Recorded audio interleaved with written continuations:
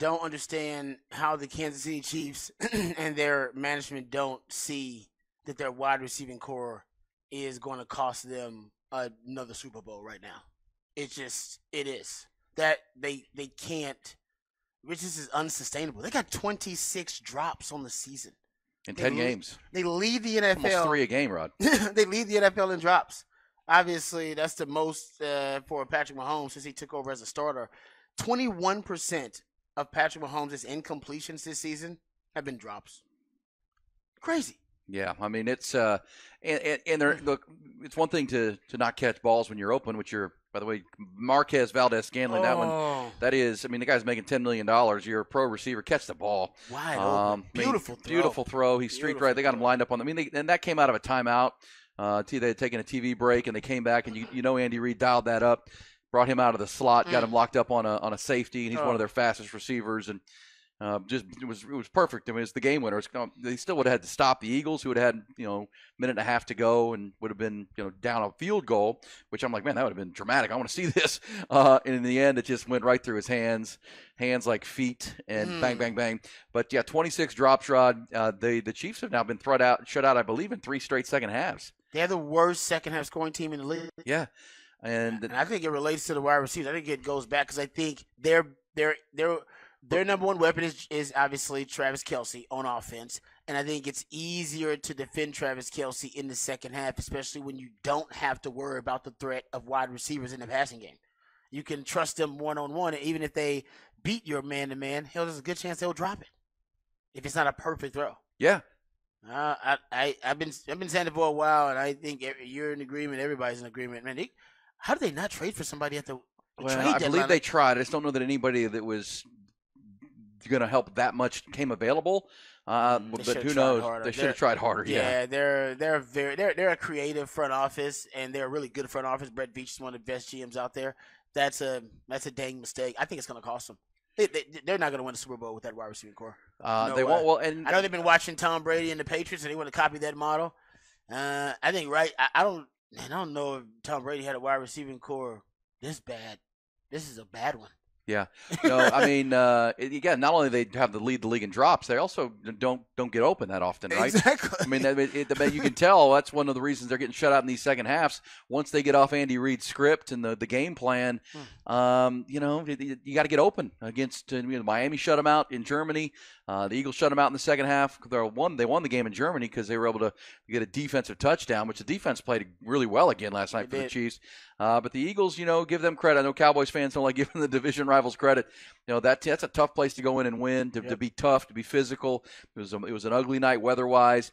Didn't play well in the first half outside of one drive. But, man, they lean into their physicality, Rod. They lean into that identity, and they're a tough team. That's the number one thing. They find ways. They've kind of mastered in the NFL the idea of winning ugly games, and that's the game. You and I are Texans fans. That was the best part about Sunday's win for Houston. They won a game where they played bad. That's a big step for an organization when you can play poor and your quarterback throws 3 picks and you still win a game. Okay, that's a step forward. I mean, Texas football is good. Yeah, you're right about that. I was going to say that exact thing. The Longhorns are finding that good organizations, good programs find a way to win the game when they don't have their fastball. Because you're not always going to have your fastball. You're just not. You're going to have to learn how to pitch without it. And the Eagles, I want to have mastered it. They're 9-1 for the second straight year.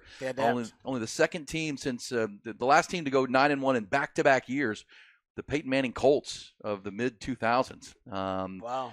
Pretty good. So they're now 2 games clear in the NFC and get a big win. Chiefs, I agree with you. The fatal flaw of the receivers is going to be a problem for them, big picture. And they can't fix it now. You can't fix it now. Yeah, right. All you got to do is develop now. And I'm sure the guys will get better, but how much better? And right now, they're one of the worst wide receiving groups in the league. And Patrick Mahomes is trying. I believe the stat now is, I've been keeping up with it, Patrick Mahomes has a completion to at least 10 different players in 7 games this season. That is the most by any quarterback in the Super Bowl era. So he's looking. He's searching. And as you said, when you hear that, you think that's kind of cool. Like, no, that's bad. Yeah, exactly. You're like, oh, that's a cool. Nope, that's not a cool stat. That means you don't have a guy. Yeah, he's got Travis Kelce, but in terms of the wide receiving core, he's looking. He's like, man, any of y'all guys want to step up, I will I'll give it to you. I am not. I don't discriminate right now. If you can get open and you can catch the ball, you're my guy. And none of them can do it consistently. It's crazy what's going on with the Chiefs wide receiving core. And obviously, in prime time, a lot of eyeballs. We know the numbers there, but to see it that ball bounding off the hands of Marquez Valdez-Scantling is just the story of their season. And it encapsulates it right there. That play is like, oh, geez, really? Yeah. Because it was a great route, perfectly thrown ball. You just got to make that catch. I mean, you're a professional receiver. That's in high school. I mean, run through the ball, catch it, and that's the guy that they signed in free agency to be one of those. And they've obviously missed. I mean, they thought he could be they traded Tyreek Hill and thought they could go receiver by committee a little bit more. They drafted a guy like Sky Moore. They drafted Rashee Rice, as you mentioned, at SMU. They traded for Kadarius Toney to get him back, Mecole Hardman. But those are just guys, Rod. They're just guys. And right now they are, yeah. And that's that. But you know what? If you had as we talked about the Patriots model, where you play great defense now and you have this great quarterback, and maybe you don't invest heavily in the receiving core. I get it. You still got to catch the ball. You got to find basics, receivers. Right? That's the job. That's the job description. The basic job description of our receiver: catch the football. Your job is to catch the football. You receive the football. All right. So I'm with you. By the way, they're still good because they had a double-digit lead on the Eagles at one point. With all those issues, they still had a double-digit lead on them, and they couldn't keep it. And I think part of the reason they couldn't keep it is because they couldn't cash in on some of those grand opportunities. And by the way, they had red zone turnovers. That'll always hurt you too. They had red zone turnovers actually. I think that came back to haunt them. So they're still a great team. They're still a really good team. But I don't know. I don't know if you beat the best team in the NFC with a wide receiving core like that, because that's what they'd have to do to win the Super Bowl. And I don't know if they do that, because Philly right now looks like the best team in the NFC. The NFC is, right now looks like it's got the 49ers you got to deal with. You got Philly. Hell, Dallas should be able to beat this Philly team too. That's another thing I was thinking about watching the game. I was like, and I know Dallas has got some issues and they're improving, but man, Dallas should be able, because they're so flawed. And they found other ways to win, but they're not a perfect football team at all. No. And Dallas played a great game against Philadelphia. Yeah, they outplayed them. And just like you said, Philly just beat them in clutch clutch moments. The rain, the weather was a factor last night, but Mahomes was 177 yards and was kind of a ground and pound kind of game. Both teams came out of their bye week looking to run the ball a little bit more, I think. But yeah, I mean, Dak threw 370 on that defense. CeeDee Lamb did what he wanted to do. That's not a great pass defense. I think it's better with Kevin Byard, the safety they traded for from Tennessee. But that's the team the Cowboys should be able to beat. But that's why last night's game, I mean, if you're a Cowboys fan, you're Marquez Valdez-Scantling, MVS, now your enemy, because they would have likely won that game if he catches that ball.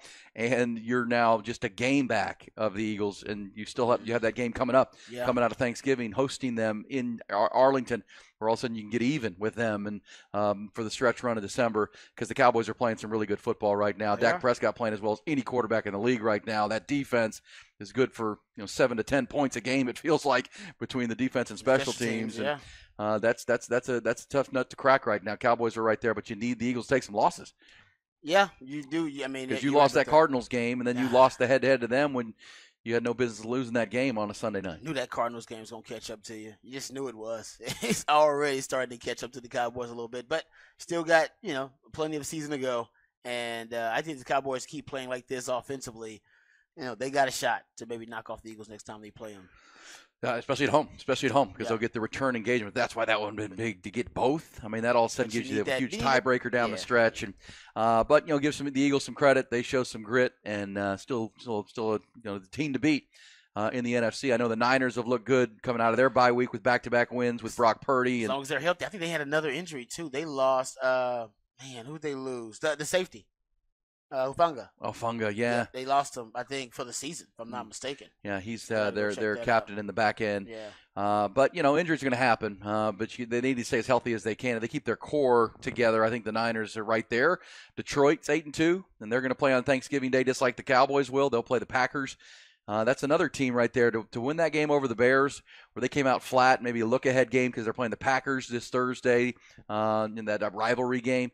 They didn't play well. They got behind, and they became the first team in a long time to come from 2 touchdowns down in the last 4 minutes to win that game for Dan Campbell. Jared Goff threw a touchdown pass, and they got the ball back, went down, scored again, and they win that game where they didn't play well. That's about the Texans, Cowboys, the Longhorns. That's a good sign, Rod, when you can win without your fastball. Yeah. The Lions did it, and now they'll take center stage on Turkey Day at noon with that game with the Packers. Cowboys will play the Commanders on Turkey Day, and then the Niners playing the primetimer that night. Oh, yeah, with the Seattle Seahawks. Yeah, that'll be a real good game. Yeah, I mean, it's Seattle, they're an interesting team, man. They're so up and down. Sometimes I see Seattle and they're playing, great football, and then I see them sometimes against the Ravens. How can they get dominated by the Ravens? Speaking of, the Ravens are first place now in the AFC. They're at the top of the AFC now at 8-3. Looks like the Ravens are at top of the, and then you got multiple teams now. They're tied for second place in the AFC, but give it up for the Ravens.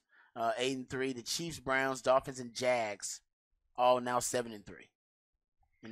And the Ravens are 8-3. Yeah, Number 1 seed. We're starting to see it come into shape, and we will certainly look forward to the games this weekend. And the Ravens have given away a game, 2 or 3 games. Yeah, yeah, they've had double-digit leads in 2 of those 3 losses. Well, and now they're in a division where Joe Burrow and Deshaun Watson are both out for the year. Pittsburgh's not very good. I think Pittsburgh's playing on borrowed time right now. They couldn't even beat Cleveland without they're down to the rookie quarterback, and that's a game you got to take advantage of, and they couldn't. Lost that game at the gun 13-10. So I think Baltimore is going to separate in that division. Just without Joe Burrow, without Deshaun Watson, they're going to take some losses. They got the only good quarterback in it. Yeah, right now, because Kenny Pickett. Not the guy at this point. At least it doesn't appear. And you can talk about the offensive coordinator, Matt Canada, there. So that does feel like a division the Ravens can just pull away, kind of like the Detroit Lions over in the NFC North, where you just you just keep winning and people fall behind. And then you start talking about home playoff games and the games, the home field advantage, the one bye that each conference gets. We're heading into December. That's where you start thinking about those kind of things. And that's why that's another big loss for the Chiefs to drop back to 7-3. It's huge for the Chiefs. You're fighting the Ravens. You're going to end up fighting Miami for the 1 seed and the week off and home field. Ravens now have the inside track on that. Hey, I mean, we haven't seen Patrick Mahomes play a road playoff game, have we? No, it's always an Arrowhead. Because he so dominates his division. Yeah. And they find a way to get to home field. And you're right about that. He ends up playing the Super Bowl, obviously. That's neutral, but that's why this is big. If they don't even I would love to just see them, especially with that bad receiving core, have to play on the road. I can't say it's bad because I've never seen it, so I don't know how it's going to look. But it can't be as advantageous as playing at home for the Chiefs. No, that's a really good home field advantage for them, and so is Baltimore, by the way, having to play in B more. That is true. Ain't easy with Lamar Jackson. So those are your 2 top teams in the AFC. I think Miami would like to make a case for that. Buffalo gets in their own way, so they're not there. Jacksonville, Houston, somebody's going to be on top of that division come Sunday. Cowboys chasing the Eagles.